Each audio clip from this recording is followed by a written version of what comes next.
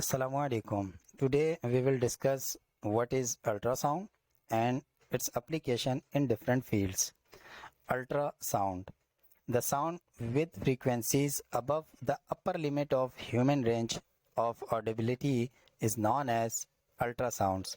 इंसान human range जो है जो कि 20 हर्ट्ज से 20,000 हर्ट्ज के दरमियान है, यानी इस 20 हर्ट्ज से 20,000 हर्ट्ज इसके दरमियान जो भी आपके पास वेव्स होती हैं, साउंड वेव, वो हम सुन सकते हैं। लेकिन इससे ज़्यादा जो हो जाती हैं या इससे जो कम हो जाती हैं वो हम सुन नहीं सकते। तो जो अल्ट्रासाउंड है वो वेव्स हैं, साउंड वेव्स हैं जो कि ह्यूमन रेंज ऑफ ऑडिबिलिटी से ज़्यादा हो, अपर हो, यानी 20,000 हर्ट्ज से ऊपर हो। तो ऐसी वेव्स को, ऐसी साउंड वेव्स को हम अल्ट्रासाउंड कहते हैं। इसकी मुख्तलिफ एप्लीकेशंस हैं, जैसे कि इंडस्ट्रीज़ में इसकी पहली क्लींसिंग के लिए यानी सफाई सुथराई के लिए होती है। And it is commonly use to clean many object even hard to reach places including jewellery, dental, surgical and medical instrument. यानी इसे बहुत मुख्तलिफ चीज़ों को सफाई सुथराई में इस्तेमाल किया जाता है जिसमें हर चीज़ को पहुँचना मुश्किल होता है वहाँ। तो object to be clean are placed in a cleaning solution and ultrasonic wave are sent into the solution due to its high frequency. Dust, grease, particle detach and drop and object get clean. तो होता क्या है कि आप उस solution के अंदर उसको रख देते हैं कि जिस सोल्यूशन से उसको साफ़ करना है, और इसमें अल्ट्रासोनिक वेव को हम दाखिल करते हैं।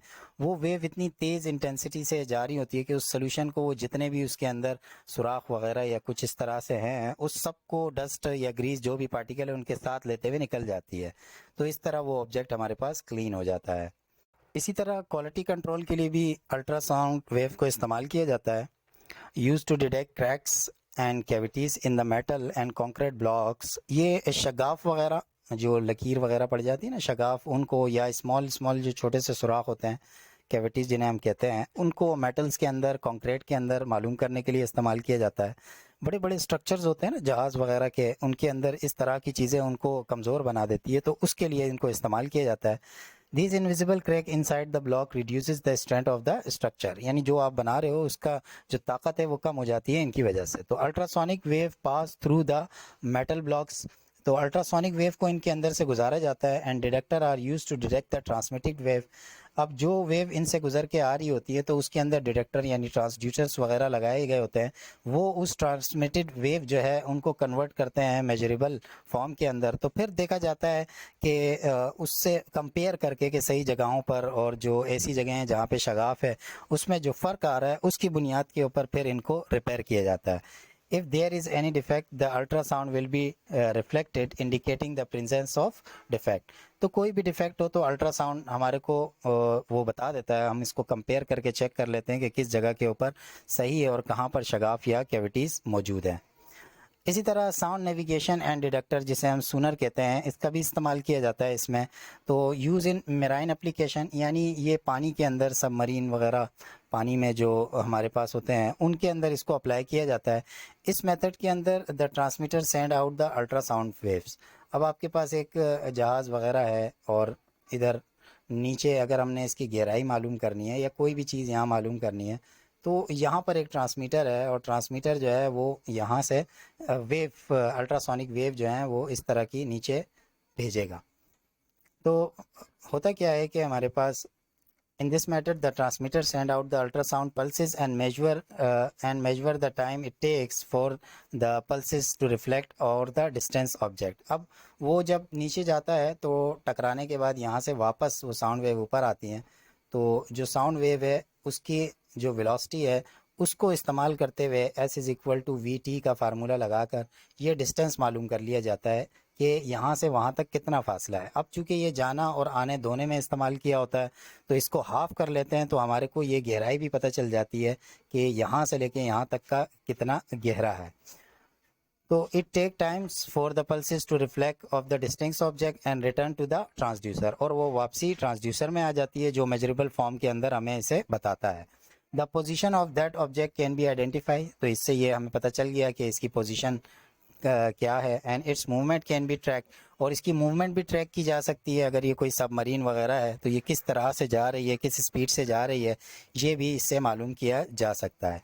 This technique is use to measure the depth. इससे हम गहराई वगैरह सी बेड्स जो सी की जो नीचे गहराई होती है वो भी मालूम कर सकते हैं। Locate and track the submarines at the sea, जो सबमरीन्स होती हैं आबदोज़ें होती हैं उनको लोकेट कर सकते हैं, ट्रैक कर सकते हैं। And locate the explosive mine below the surface of water. Surface of water के नीचे भी अगर कोई एक्सप्लोजिव माइंस वगैरह हैं जिनसे टकरा के अल्ट्रासोनिक वेव ऊपर आ जाएंगी और हमें पता चल जाएगा उनकी पोजीशन क्या है, ये भी इससे हम मालूम कर सकते हैं।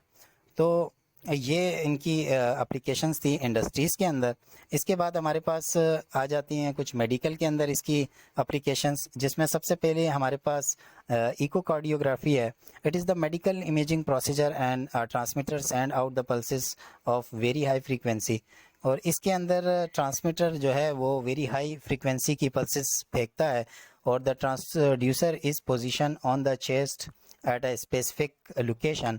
और आपने देखा होगा कि डॉक्टर के हाथ के अंदर वो छोटा सा ट्रांसड्यूसर होता है जिसको चेस्ट वगैरह पर मुख्तलिफ एंगल मुख्तलिफ लोकेशन के अंदर वो घुमाती है। Then the pulses move across the skin and other body tissues to the heart tissues. तो वो पल्सेस मूव करती हैं पूरे बॉडी टिश्यूज़ के अंदर, यहाँ तक कि हार्ट के टिश्यूज़ के अंदर भी। Where the pulses bounce an echo off the heart structure, और ये हार्ट स्ट्रक्चर से भी टकरा कर वापस आती हैं। These pulses are then transmitted to the computer to create moving images. अब ये पल्सेस ट्रांसड्यूसर के ज़रिए फिर कंप्यूटर वगैरह में ट्रांसफ़र की जाती है, जिससे हमारे को इमेजेस मिल रही होती है हार्ड वॉल्स एंड वॉल्व्स की। तो हार्ट की जो दीवारें हैं उसकी भी हमें इससे पिक्चर्स मिल जाती हैं और उसमें जो वॉल्स हैं उनकी भी पिक्चर मिल जाती है। The image produce is called as echocardiogram. जो हमारे पास इमेज प्रोड्यूस होती है वो इकोकार्डियो डायग्राम कहलाती है। तो इसके अंदर अगर हम देखें तो थ्योरी के अंदर इस बात का जहन में आना थोड़ा मुश्किल होता है। तो अगर आप इकोकार्डियो डायग्राम से रिलेटेड कोई प्रैक्टिकल देख लेते हैं वीडियो, तो ये आपको और ज़्यादा इसको समझने में मददगार होगी। इसी तरह अगर हम आते हैं अल्ट्रासोनोग्राफी, सोनोग्राफी तो बहुत आम है, बेबी वगैरह के लिए जो है डॉक्टर्स करते हैं, शायद देखा हो आपने। नहीं तो इसके लिए भी आप वीडियो सर्च करके देखें तो ये आपके जहन के अंदर अच्छे तरीके से आएगा कि ये होता क्या है। In this technique, the sound wave penetrate the body and hit the boundary between the tissues. तो इस टेक्निक के अंदर जो साउंड वेव भेजी जाती हैं वो टिश्यूज़ की बाउंड्री को हिट करती हैं between the fluid and soft tissues, यानी वो बीच में होता है उस फ्लूइड के जो कि टिश्यू के बीच में होता है और सॉफ्ट टिश्यूज़ के, bone and soft tissues and get reflected from an area, और वहाँ से टकरा कर वापस आती हैं where the tissue density changes, यानी जहाँ पर टिश्यू की जो डेंसिटी है वो कम से ज़्यादा हो रही है वहाँ पर वो टकरा कर वापस आ जाती हैं। The instrument calculate the distance from the probe to the tissue. अब वो लाइट एरिया से डार्क एरिया तक का जो जितना डिस्टेंस है वो इंस्ट्रूमेंट हमारे को कैलकुलेट करके देता है। और organ boundaries using the speed of sound, वो सेम स्पीड ऑफ साउंड का जो ऊपर का प्रोसीजर था उसी के ऊपर ये हमारे को कैलकुलेट करता है in the tissue and the time of the return to each, और उसके वापस आने का time. These pulses are then converted into electrical signal use to create 2 dimensional images. फिर इनको ट्रांसड्यूसर की मदद से उसको इलेक्ट्रिकल सिग्नल्स के अंदर चेंज किया जाता है और फिर हमारे को उससे 2 डायमेंशनल इमेजेस मिलती है। तो हमारे को ये इमेजेस से पता चल जाता है उस ऑर्गन का कि किस तरह का उसमें कोई डिफेक्ट है या कोई ज़ख़म है, या बेबी मूवमेंट भी इससे पता चल जाती है और बेबी की पोजीशन भी किस तरह है वो भी इससे पता चल जाती है। तो उम्मीद है कि ये कुछ एप्लीकेशंस आपका इनका कॉन्सेप्ट आपके जहन में आ गया होगा। अस्सलामु अलैकुम।